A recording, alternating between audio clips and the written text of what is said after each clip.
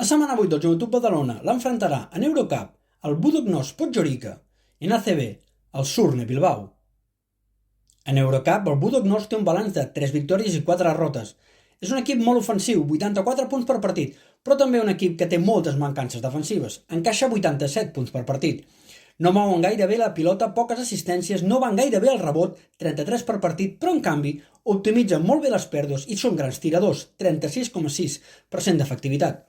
Defensivament el seu punt dèbil és el perímetre, no saben com parar els tiradors i encaixen alts percentatges i altes quantitats de triples.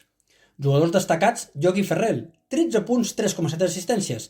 El tirador Fletcher McGee, 13 punts, 55% en triples. I el seu home interior, que menges, 10 punts, 6 rebots i el més destacat. La seva rotació és curta, 9 jugadors que involucren i que participen a cada partit, i això ho ha de fer servir molt bé la penya. Veurem si arriba al 4 esperat, i si no, Crack haurà de seguir treballant de valent a la posició 4. Tomic i Pustovi haurien de dominar la pintura, i sobretot els tiradors, com Cassio Robertson, hauria d'estar encertat i fer mal, ja que és un dels punts dèbils de l'equip rival. També Hanga i Busquets, que sembla que cada dia aporta més, han de ser destacats. En ACB, el Surne Bilbao té un balanç de 3 victòries i 4 derrotes, però de les últimes 5 vegades que la penya ha visitat Bilbao, 3 han caigut de color verd i negre, una esperança per l'equip de Dani Miret.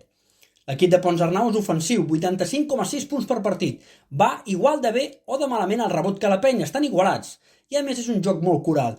Té molt bona rotació i té jugadors que saben per si sols determinar partits. Entre ells el base Panzer, 11,6 punts, 3,3 assistències. I l'alè Abdul Rahan, 11,9 punts i un autèntic mal de cap per totes les defenses. També s'ha de vigilar Marvin Jones, un pivot que va sonar per la penya i que ho està fent prou bé, 11 punts, 4,3 rebots. La penya haurà d'optimitzar molt bé els recursos i saber jugar a les defenses que li presenta Ponsarnau. Dani Miret hi farà bé d'involucrar tots els jugadors. Com dic, no sé si estarà al 4 o no, i si no, Crack, Van der Burs, Busquets hauran de donar un pas endavant per contrarrestar el potencial que té l'equip bilbaí.